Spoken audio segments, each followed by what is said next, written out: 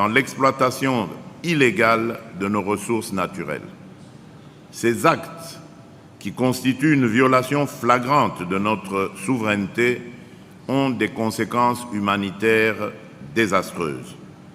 En 2024, plus de 650 civils ont été tués dans des attaques perpétrées par des groupes armés soutenus par le Rwanda. Des milliers d'autres ont été blessés ou portés disparus.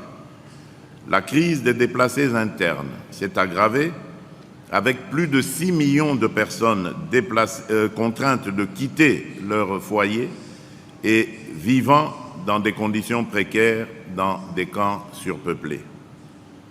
Dans les zones sous contrôle du M23, des administrations parallèles, à la fois administratives et coutumières, ont été instaurées de manière illégitime, imposant un régime répressif qui exploite les populations locales et sape gravement l'autorité de l'État. Ces pratiques inacceptables constituent bien plus qu'une tentative de légitimer l'illégalité. Elles s'inscrivent dans une stratégie délibérée visant à affaiblir notre nation tout en mettant en place un système dangereux d'épuration ethnique aux conséquences humaines et sociales désastreuses. Grâce à la médiation du président angolais, son Excellence M. João Lourenço, un cessez-le-feu avait été conclu dans le cadre du processus de Luanda et devait entrer en vigueur début août. La République démocratique du Congo s'y était engagée de manière sincère, espérant qu'il marquerait le début d'une paix durable. Mais, à notre grand regret, cet accord a été maintes fois violé par le Rwanda, qui, par le biais du groupe terroriste M23, continue impunément d'attenter à notre souveraineté nationale. Dans le même ordre d'idées, l'annulation du sommet tripartite du processus de Luanda, prévu le 15 décembre 2024, du fait de l'absence du président rwandais et de l'introduction par la délégation rwandaise d'une nouvelle condition préalable, à savoir l'exigence d'un dialogue direct entre la République démocratique du Congo et le groupe terroriste du M23, témoigne du peu de considération accordée par nos voisins aux efforts de paix. Exiger un dialogue direct avec un groupe terroriste revient à légitimer des agissements qui violent nos lois et principes fondamentaux. Excellences, Mesdames et Messieurs, nous avons pris note des condamnations émises par certains de nos partenaires à l'encontre du Rwanda pour son rôle dans la déstabilisation de l'Est de notre pays. Ces prises de position, bien qu'importantes, restent insuffisantes face à la gravité des actes commis et à leurs conséquences humanitaires désastreuses. Les preuves accablantes présentées dans le rapport des experts des Nations Unies ne laissent aucune place au doute. Des sanctions concrètes et immédiates doivent être adoptées pour mettre fin à cette agression et prévenir une escalade régionale. Mais ces engagements ne suffisent pas. Nous attendons de la communauté internationale bien plus qu'un discours de solidarité. Ce dont la République démocratique du Congo a besoin de la part de ceux qui se considèrent comme ses amis, ce sont des actions décisives, d'un soutien concret et d'un engagement ferme pour répondre aux défis sécuritaires, économiques et humanitaires auxquels nous faisons face. La République démocratique du Congo ne demande pas de l'aide. Elle exige une solidarité juste et équitable, fondée sur le respect de sa souveraineté, de son intégrité territoriale et de ses droits fondamentaux. Ce soutien n'est pas une faveur, c'est une responsabilité collective dans la préservation de la paix et de la sécurité internationale. La communauté internationale doit maintenant transformer ces déclarations en actions tangibles et dissuasives. Des sanctions ciblées contre le Rwanda, ses responsables militaires et politiques impliqués dans ces exactions, ainsi que leurs réseaux financiers, sont impératives. Il est temps que les principes de responsabilité et de justice prévalent. Le gouvernement de la République démocratique du Congo, pour sa part, reste résolu à défendre l'intégrité de notre territoire et à protéger nos concitoyens contre toute forme d'agression. Nous continuons à renforcer les capacités opérationnelles de nos forces armées pour éradiquer tous les groupes armés responsables de ces violences. Toutefois, notre détermination à ramener la paix et la stabilité dans l'Est de notre pays ne se limite pas aux mesures militaires ou aux initiatives de désarmement. Nous sommes convaincus que la lutte contre les conflits armés passe également par une stratégie intégrée de développement, de justice sociale et de gouvernance inclusive. Le processus de Luanda, malgré les obstacles, reste une opportunité que nous continuons de privilégier avec détermination dans un esprit sincère mais lucide. Notre engagement dans ce cadre a toujours reposé sur la volonté sincère de résoudre pacifiquement la crise qui oppose la République démocratique du Congo au Rwanda. Cependant, les provocations continues de Kigali, ses violations répétées des accords et son soutien actif au M23, disons-le clairement, compromettent la crédibilité de ce processus. Mais permettez-moi d'être parfaitement clair. La République démocratique du Congo ne se soumettra jamais aux pressions d'acteurs extérieurs tentant d'imposer des conditions contraires à nos intérêts et à notre souveraineté. Nous ne cesserons de réaffirmer notre position. Le dialogue avec un groupe terroriste comme le M23 est une ligne rouge que nous ne franchirons jamais. Toute tentative de normaliser ou de légitimer ces criminels constitue une insulte à la mémoire des victimes et un affront aux principes fondamentaux du droit international. Dans ce contexte, je salue le rôle crucial joué par la mission de la Communauté de développement d'Afrique australe, la SADC, en République démocratique du Congo par la SAMI DRC. Le renouvellement de son mandat en 2024 a été un signal fort de solidarité régionale face à la menace posée par les groupes armés. La SAMI DRC, par son appui aux forces de la République démocratique du Congo, continue de jouer un rôle essentiel dans la stabilisation des provinces affectées. Ce partenariat, fondé sur la confiance et le respect mutuel, est un exemple concret de l'efficacité de la coopération régionale pour faire face aux défis sécuritaires. Nous devons cependant aller au-delà de ces efforts. La lutte contre les groupes armés ne peut être pleinement efficace sans s'attaquer aux racines économiques des conflits.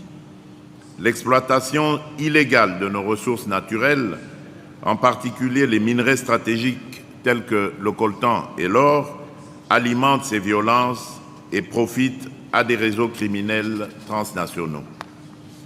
En 2024, nous avons intensifié nos efforts pour renforcer la traçabilité de nos minerais avec le soutien de partenaires internationaux.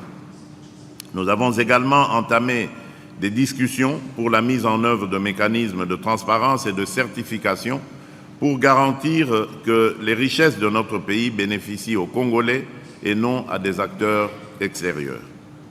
Ces initiatives, bien que prometteuses, nécessitent un engagement global pour tarir les sources de financement des groupes armés et renforcer la gouvernance dans le secteur des ressources naturelles. Excellences, Mesdames et Messieurs, dans un autre registre, nos efforts pour renforcer l'autorité de l'État et garantir la sécurité de nos citoyens se poursuivent avec une détermination sans faille. Dans ce contexte, la mise en œuvre du plan de désengagement progressif de la MONUSCO représente une étape essentielle. Ce processus, mené en concertation avec les Nations Unies et conformément à la résolution 2666 du Conseil de sécurité, est une réponse à la volonté légitime de notre peuple de voir l'État congolais assumer pleinement ses responsabilités en matière de sécurité et de gouvernance. Nous avons entamé ce désengagement de manière ordonnée dans la province du Sud Kivu, en mettant en place des mécanismes pour éviter tout vide sécuritaire. Ce retrait progressif est accompagné d'un renforcement significatif des capacités de nos forces armées et de nos forces de sécurité qui ont démontré leur engagement à protéger notre territoire et nos populations. Cependant, je tiens à souligner que ce processus ne pourra réussir que si la communauté internationale reste mobilisée pour appuyer les efforts de stabilisation et répondre aux causes profondes des conflits qui ravagent certaines parties de notre pays. Dans cette optique, nous avons renforcé l'action du Plan national de désarmement, démobilisation, relèvement communautaire et stabilisation, le PDDRCS. Ce programme, fondamental pour la réintégration des anciens combattants dans la vie civile, vise à offrir une alternative durable aux jeunes enrôlés dans les groupes armés. Il contribue à briser le cycle de la violence en créant des opportunités économiques et sociales pour les populations les plus vulnérables. Le PDDRCS ne se limite pas à la démobilisation des combattants. Il s'inscrit dans une vision plus large de stabilisation des zones affectées par les conflits. À travers des initiatives de relèvement communautaire, nous œuvrons pour restaurer l'autorité de l'État, reconstruire les infrastructures de base et offrir aux populations locales les services essentiels dont elles ont été privées pendant des années. Cette démarche, bien que complexe, est essentielle pour poser les bases d'une paix durable et pour rétablir la confiance entre l'État et ses citoyens. Monsieur le doyen du corps diplomatique, Excellences, Mesdames et Messieurs, la République démocratique du Congo, forte de son histoire, de sa souveraineté et de son rôle central en Afrique, demeure profondément attachée au multilatéralisme. Nous savons que les grands défis de notre époque, qu'il s'agisse de la paix, de la sécurité ou de la justice mondiale, ne peuvent être surmontés qu'à travers une coopération internationale fondée sur l'équité, le respect mutuel et la solidarité.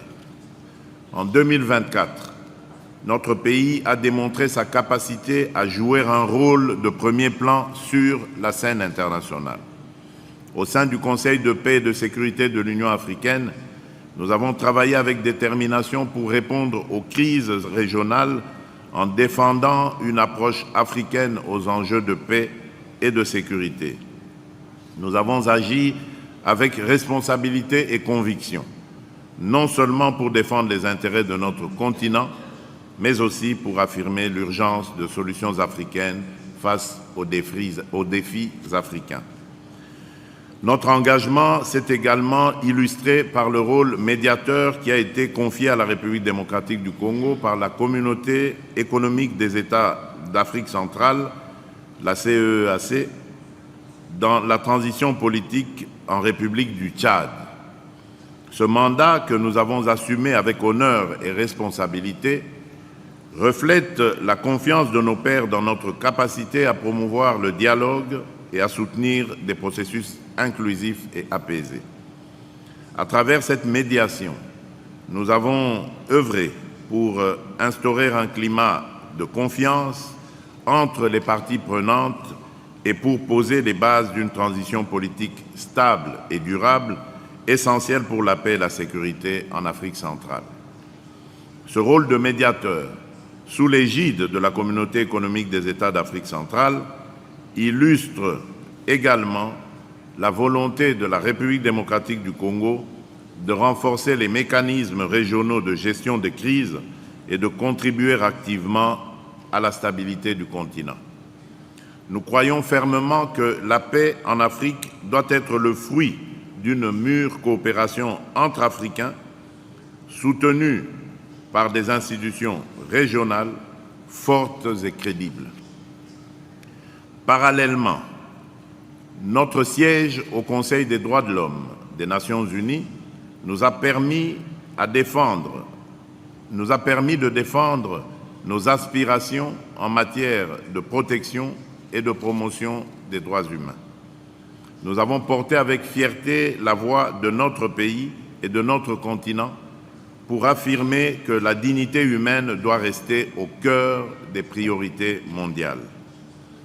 Aujourd'hui, nous sommes honorés que notre candidature pour un siège non permanent au Conseil de sécurité des Nations Unies pour la période 2026-2027 soit portée par l'Union africaine.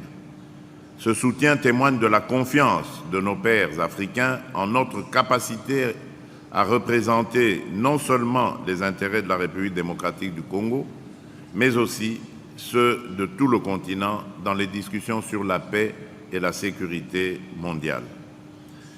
Cette candidature est bien plus qu'une ambition nationale. Elle est le reflet des aspirations légitimes de l'Afrique à jouer un rôle central dans la gouvernance mondiale. Nous appelons avec force à une réforme du Conseil de sécurité afin que l'Afrique, qui porte une grande part des enjeux globaux, ait une voix forte, équitable et influente dans les décisions qui façonnent l'avenir du monde. La République démocratique du Congo est prête à assumer cette responsabilité avec sérieux et engagement. Nous travaillerons avec tous nos partenaires pour promouvoir un multilatéralisme inclusif basé sur la justice, l'équité et le respect des droits souverains des nations. Soutenir cette candidature portée par l'Union africaine, c'est soutenir les aspirations d'un continent entier à participer pleinement à la construction d'un avenir juste et équilibré. Monsieur le doyen du corps diplomatique, Excellences, Mesdames et Messieurs, alors que nous affirmons notre engagement à défendre les intérêts du continent sur la scène internationale, il est essentiel de souligner que cet engagement s'appuie sur des bases solides et crédibles. La capacité de la République démocratique du Congo à jouer un rôle actif dans les grandes instances mondiales repose également sur les avancées significatives réalisées sur le plan économique et social, renforçant notre position en tant que partenaire fiable et acteur clé du développement régional et mondial. La situation économique de notre pays continue d'enregistrer des progrès notables. Nous venons de conclure un accord historique avec le Fonds monétaire international, mobilisant 2,9 milliards de dollars pour soutenir notre programme ambitieux de réformes économiques et sociales. Cet accord, renforcé par des financements additionnels dans le cadre de la Facilité pour la résilience et la durabilité, traduit la confiance renouvelée de la communauté internationale envers notre gestion rigoureuse et transparente des finances publiques. Ces ressources vont permettre de financer des projets prioritaires, notamment dans les infrastructures, l'agriculture, l'énergie et les services sociaux, tout en soutenant des mesures structurelles visant à diversifier notre économie, à stimuler les investissements et à promouvoir la transformation locale de nos ressources naturelles.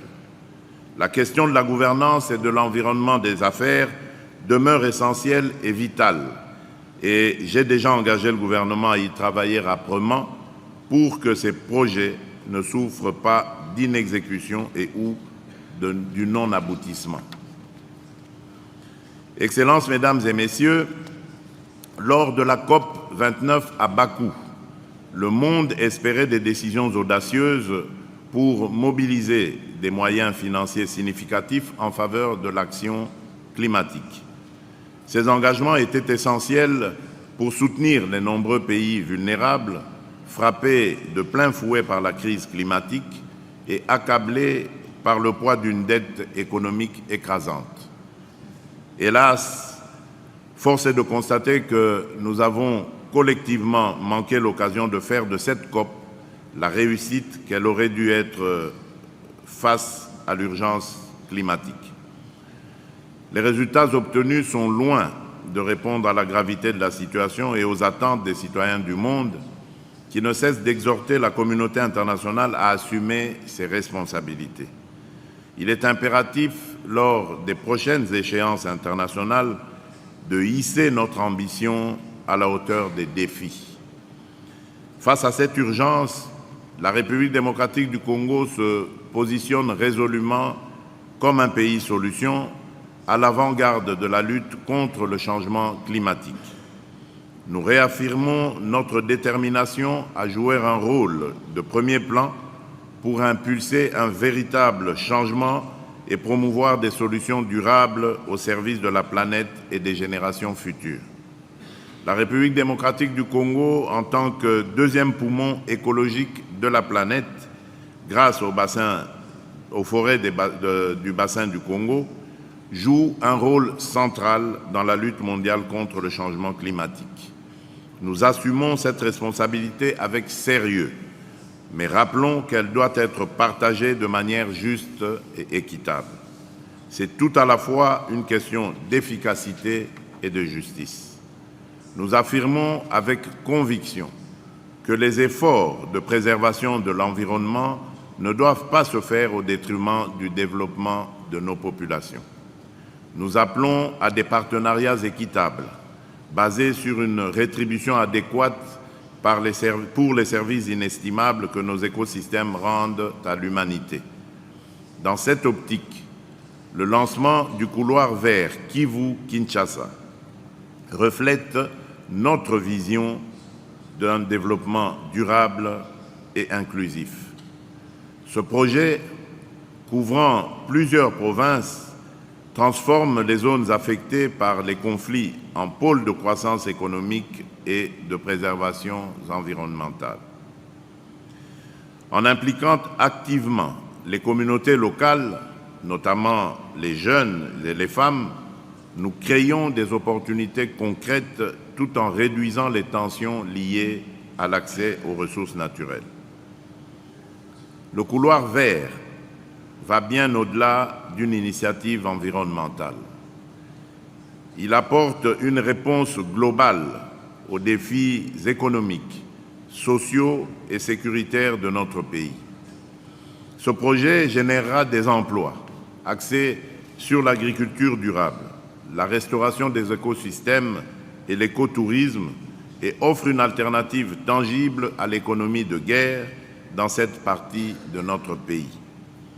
Pour concrétiser cette vision, la République démocratique du Congo, mon pays, demeure ouverte à toute coopération pour un développement durable.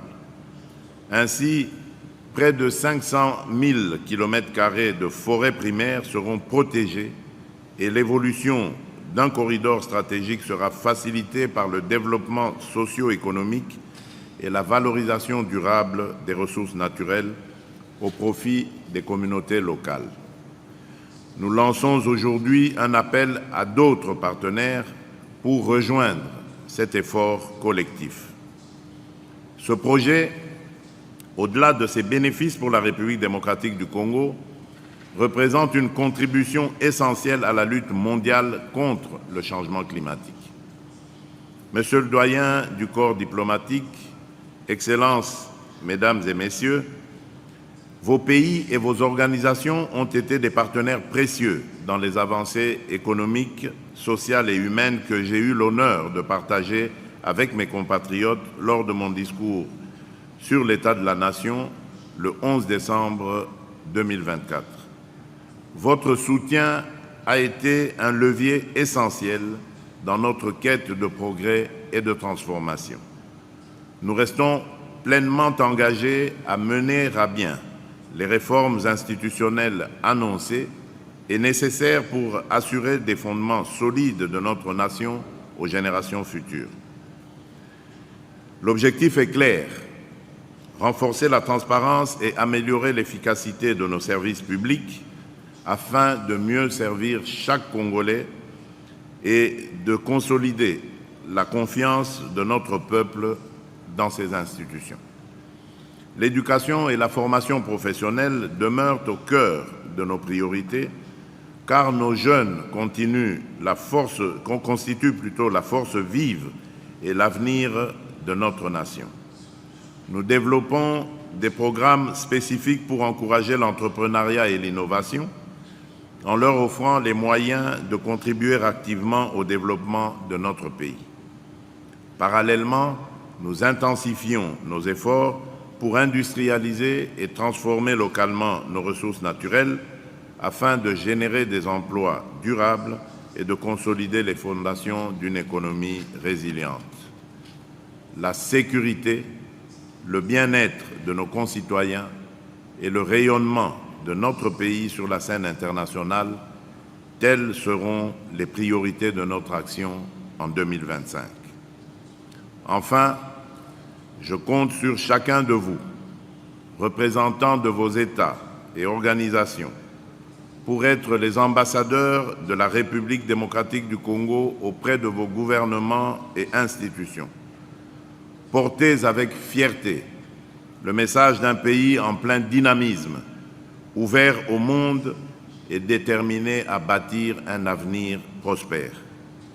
Je voudrais clore mon propos en vous souhaitant à nouveau, à chacune et à chacun de vous, une excellente et heureuse année 2025, empreinte de succès et de sérénité. Que cette nouvelle année renforce nos liens d'amitié et de coopération pour le bien de nos peuples et de notre planète. Je vous remercie.